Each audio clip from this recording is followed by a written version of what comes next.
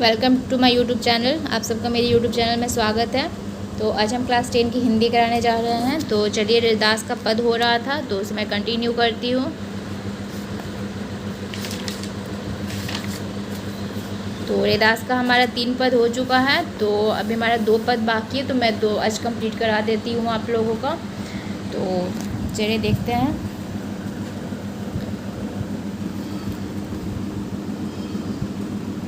क्या है लाइन हमारा, देखिए।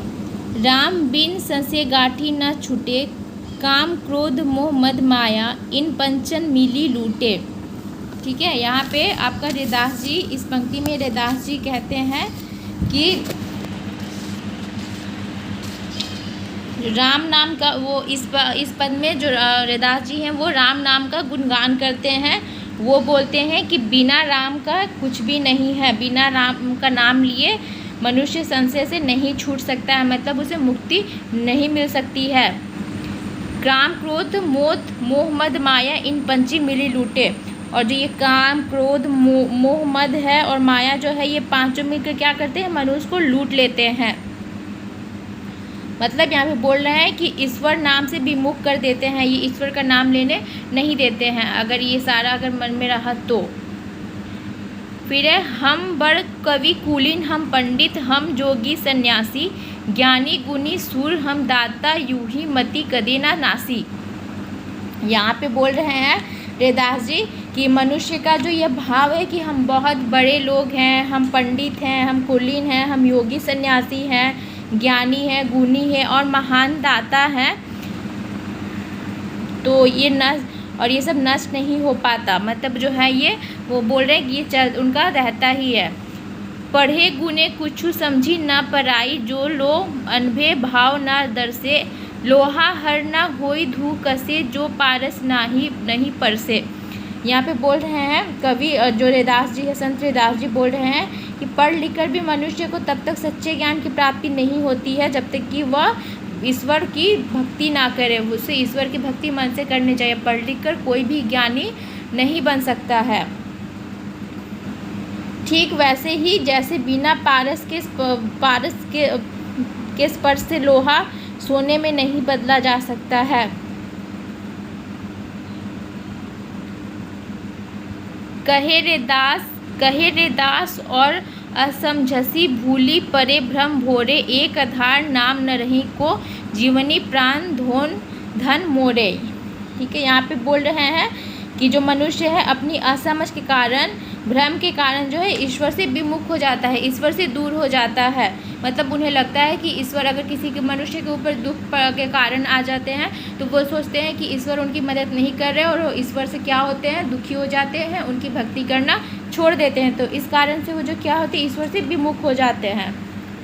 रैदास कहते हैं कि उनके जीवन का प्रधान धन तथा एकमात्र आधार तो ईश्वर का नाम स्मरण ही है। मतलब अगर आपको कुछ करना है तो आपको ईश्वर का नाम लेना ही होगा, वही एकमात्र हमारा आधार है। चलिए नेक्स्ट पद देखते हैं।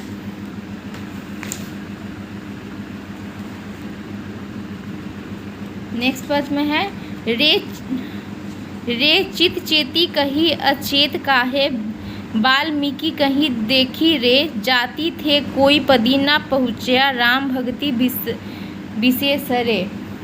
ठीक है, इन पंक्ति में जो संत रैदास जी हैं वो क्या कर रहे हैं, ईश्वर की भक्ति को महत्व देते हुए बोल रहे हैं, ईश्वर की भक्ति का महत्व इसमें गुण बता रहे हैं। वे कहते हैं कि मन अब भी चेत जा, मतलब अभी भी संभल जा, ये मन वाल्मीकि को उदाहरण के रूप में देखो। ये जो मन है वो किसका यहाँ पे उदाहरण देखने के लिए बोल रहे हैं, वाल्मीकि का उदाहरण वो लेकर बोल रहे हैं। उन्हें जाति के आधार पर तो इतना ऊंचा पद नहीं प्राप्त किया, बल्कि राम की भक्ति से प्राप्त किया गया है। मतलब वो क्या थे, छोटे जात के थे, लेकिन वो राम की भक्ति इतना ज़्यादा करते थे कि उन्हें उस वाल्मीकि को राम की भक्ति के नाम से ही जाना जाने लगा।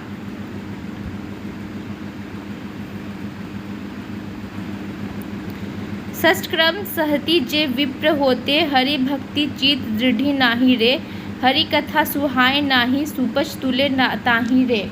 ठीक है, यहाँ पे बोल रहे हैं कि जिस ब्राह्मण को ईश्वर की कथा में कोई रुचि नहीं है वह अपने 6 कर्मों अध्ययन, अध्यापन, याजन मतलब यज्ञ करना, ठीक है, और दान और प्रतिग्रह के होते हुए भी उनका मन चंचल रहता है। मतलब अगर जो लोग ब्राह्मण हैं उन्हें पूजा पाठ में मन लगाना चाहिए। अगर वो पूजा पाठ में मन नहीं लगा रहे हैं तो इनका जो ये सारा गुण है, अध्ययन का, अध्यापन का, यज्ञ करने का, दान करने का, प्रतिग्रह करने का, वो अगर उनके पास ये सब कुछ है फिर भी जो उनका क्या है, मन जो है वो चंचल रहता है, शांत नहीं रहता है।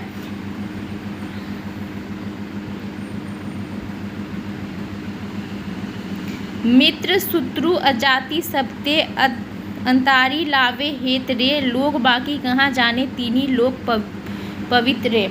यहाँ पे बोल रहे हैं, इस पंक्ति में जो रैदास जी बोल रहे हैं कि जो मित्र शत्रु तथा जाति अजाति के बंधन से मुक्त है, जिनके हृदय में सबके लिए हित की भावना हो, वही तीनों लोक में यश की प्राप्ति कर सकते हैं। मतलब जो जिस लोगों में, जिस मित्र में ये आपका जाति भेदभाव ये सब के गुण ना हो, वो सबको एक बराबर नज़र से देखे, सबको एक बराबर माने,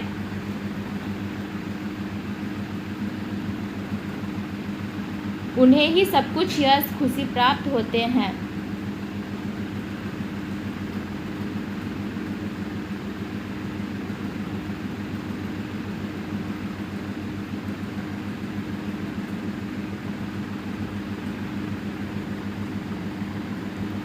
बोल रहे हैं लोक बाकी कहाँ जाने तीनों लोग पावती रहे। तो बोल रहे हैं कि वो लोग कहाँ जानते हैं जिनके हृदय में अगर ईश्वर नहीं बस रहे, ईश्वर की भक्ति नहीं बस रही है, तो कृष्ण उन्हें अपने घड़ियाल के मुख में गज की रक्षा तथा यजमाली एवं गणिका जैसे तुच्छ प्राणियों को मोक्ष प्रदान किए। नेक्स्ट है, अजामली गज गणिका ताड़ी कांटी कुंजर की पासी रे, ऐसी दुर्मति मुक्ति किए तो क्यों ना तीरे रे दास रे। यहाँ पे बोल रहे हैं कि रैदास जी, संत रैदास जी बोल रहे हैं कि हे कृष्ण, आपने घड़ियाल के मुख से गज की रक्षा की, गज मतलब हाथी, ठीक है, घड़ियाल से हाथी की रक्षा की तथा अजमली एवं गणिका जैसे तुच्छ प्राणियों को मोक्ष प्रदान किया। सब अपने ऐसों का उद्धार किया, तो फिर रैदास का उद्धार क्यों नहीं करते। यहाँ पे वो बोल रहे हैं, अपनी तुलना किससे की है, अजमाली से, गज से, गणिका से, ठीक है। यहाँ पे वो रैदास जी अपनी तुलना इन लोगों से की है। वो बोल रहे हैं कि आप इन लोगों को जब मोक्ष की प्राप्ति करा सकते हैं तो फिर मुझे क्यों नहीं मोक्ष की प्राप्ति करा रहे हैं। चलिए, चैप्टर हमारा ख़त्म हो गया। आई होप आप सबको वीडियो अच्छी लगे। वीडियो अच्छी लगे तो वीडियो को लाइक कीजिएगा, शेयर कीजिएगा।